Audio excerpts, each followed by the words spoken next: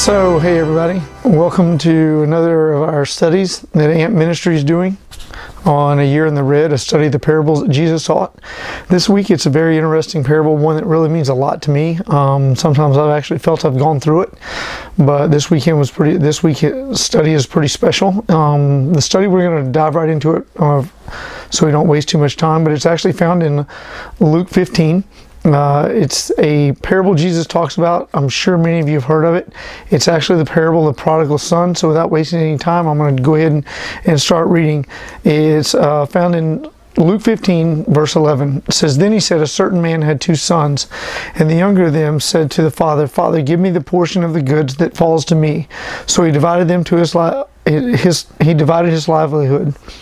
Not many days after that, the younger son gathered all together everything he had and journeyed to a far country, and there wasted his possessions on prodigal living." It says wasteful living is that prodigal living. Verse 14, it says, "But when he had spent all, there arose a severe famine in that land, and he began to be in want. Then he went and joined himself to a citizen of the country, and sent him into the fields to feed the pigs. And he would gladly have filled his stomach with the pods that the swine ate, and no one gave him anything. But when he came to himself, he said, 'How many of my father's hired servants have bread enough to spare, and I perish with hunger? I will arise, and I will go to my father, and I will say to him, Father, I have sinned against heaven and before you, and I am no longer worthy to be called your son. Make me like one of your hired servants.' He arose and he came to his father. But when he was still a great way off, his father saw him, and he had compassion, and he ran and fell on his neck and kissed him. And the son said to him, Father, I have sinned against heaven and against your sight. I am no longer worthy to be called your son. But the father said to his servants, Bring out the best robe and put it on him, and put a ring on his hand and sandals on his feet, and bring the fatted calf here and kill it, and let us eat and be merry. For this is my son. He was dead and he is alive again. He was lost and now he is found." And they began to be merry. Now his older son was in the field, and as he came in, he drew near to the house, and he heard music and dancing. So he called one of his servants and asked what these things meant. And he said to him, "Your brother has come, and because he has received him in safe and sound, your father has killed the fatted calf."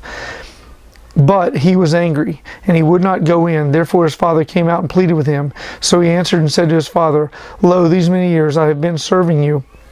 I have never transgressed your commandment at any time, yet you never gave me a young goat that I might make merry with my friends. But as soon as this son of yours came, who has devoured your livelihood with harlots, you killed the fatted calf for him, and said to him, Son, you are always with me, and all I have is yours. It was right that we should make merry and be glad, for your brother was dead, and he is alive again. He was lost, and now he's found." It is a very, very interesting parable. I know it was pretty long to read, but I wanted to talk to you guys a little bit about it. So there's some things that Jesus talks about. Jesus had just told a parable about a lady who had lost some money and being searching and looking for things. And he's talking about to the Pharisees, because the Pharisees have been complaining about him hanging out with sinners and tax collectors. And Jesus says some very strange things. If you look back in those days, he says some very strange things in this parable. The first thing I want to really touch on is whenever he talks about there's a certain man who had 2 sons. In verse 12, the younger of them came to his father and said, Father, give me the portion of goods that falls to me. So he divided them, and he divided his livelihood.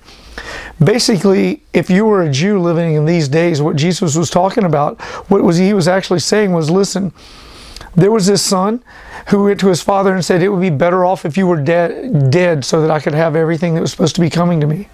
And so his father actually sold it and said, fine, then be it that way, that if that's what you think, go ahead.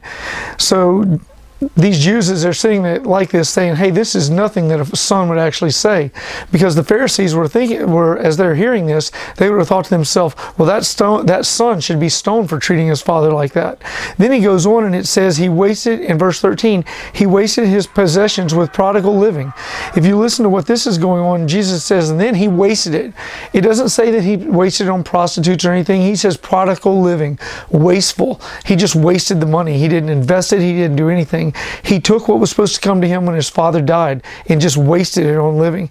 And after he had wasted everything, and then there became a severe famine, when instead of him saving the money, instead of him doing anything with the money, all of a sudden there became a famine whenever he could have used it, and he found himself, this is another thing for the Jewish people that would have really been, what do you mean he's doing that?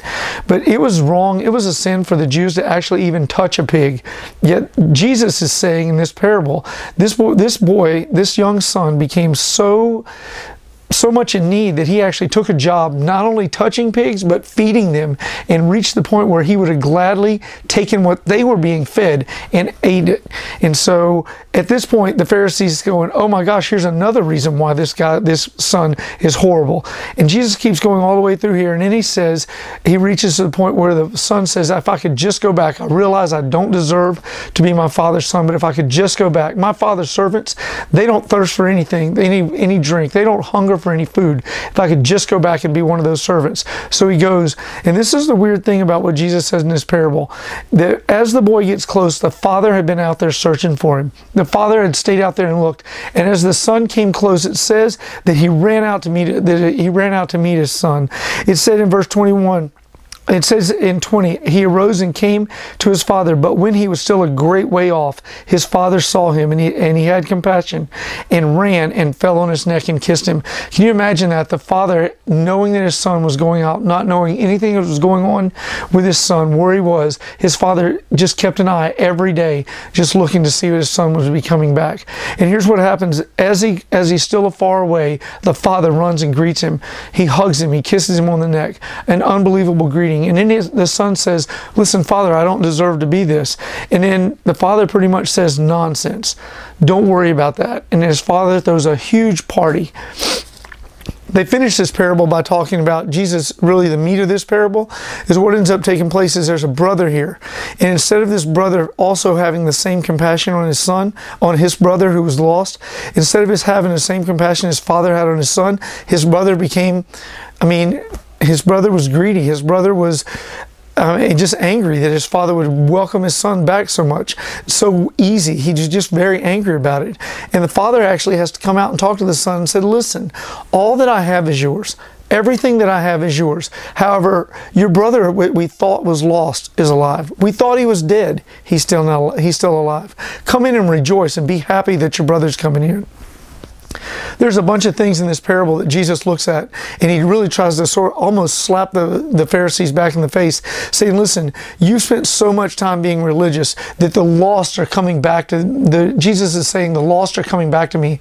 Those that were not worshiping are coming back. The sinners, the tax collectors, even by the Pharisees' own admissions, they're coming back to God. They're actually wanting to turn their lives back. And instead of the Pharisees being happy about it, the Pharisees are actually angry about it. How dare Jesus hang around with those type of people?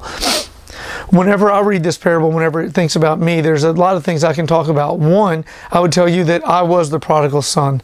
This was me. I couldn't wait to get away from my parents. I couldn't wait to live however I wanted to. I wasted all my money. I wasted a lot of my life trying to live, as it says in verse 13. He wasted it on prodigal living, wasteful living. That was me. And luckily, there was a God that actually wanted me back so much that whenever I turned back to God and came back to there. He was excited to see me. And God welcomed me with open arms. He didn't come back to me and slap me and tell me how terrible I'd been. He welcomed me back with open arms. And then there was also some people, I've actually had some of my friends go, there's no way that Doug's come back. There's no way Doug's living a life to please God. You wouldn't believe some of the stuff that Doug did. Some of you friends might actually be paying attention to that. All I can say is that I reached a point, much like the prodigal son, that says, listen, I need to go home. And that home was back to God. I had to go back to Jesus because I had walked away. The interesting thing about this particular parable is even if you look at the son, it didn't say that Jesus went or the father went out looking for a new son. This was somebody who had been living with the father that decided to walk away. That was me. I was baptized whenever I was 13. I accepted Christ. I read my Bible, but I became the prodigal son. I left. I didn't want to do that. I didn't want to follow Christ. Yet there was a certain period of time whenever I looked back and said, I'm wasting my life. I need to go back. And I turned back. And here's the thing that I would ask, that I focus on this particular parable, the thing that really helps me so much is, like I said, there was a father that was waiting there. Jesus, God the Father, was waiting there for me to come back. He was waiting there with open arms to greet me back and say, welcome back. And so that's the thing that really touches me about this. I am the one that actually chose to walk away from God.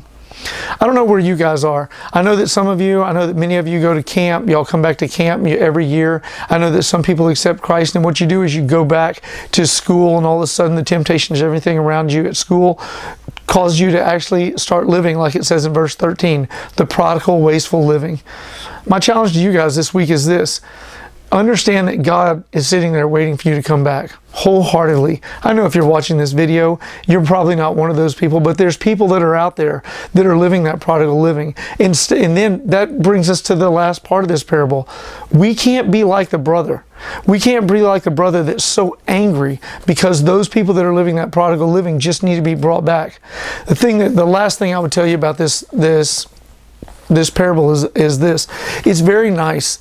It's very nice that the father was sitting out there, but wouldn't it be so great if the brother would have been out there looking for his younger brother? If the brother would have been there saying, listen, don't do this. You should be here. This is our responsibility. We should live with our father.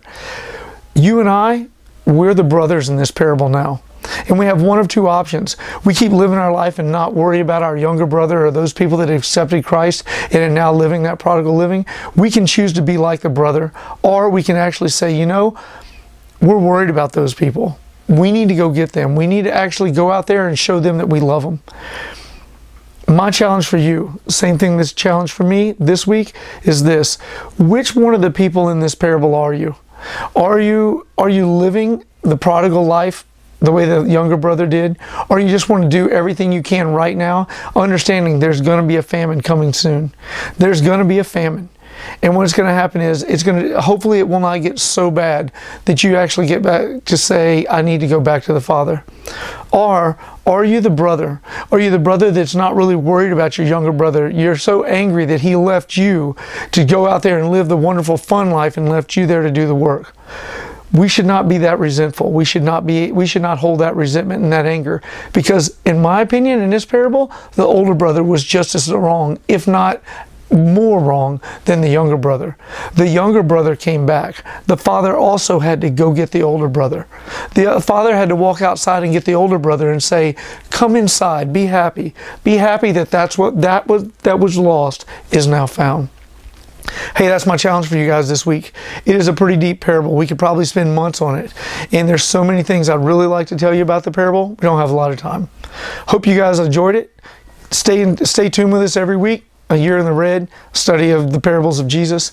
Also, we're looking forward to seeing you guys at camp. So check us out, ampministry.org, Facebook, /AmpMinistry. We love you guys. We're praying for you. See you later.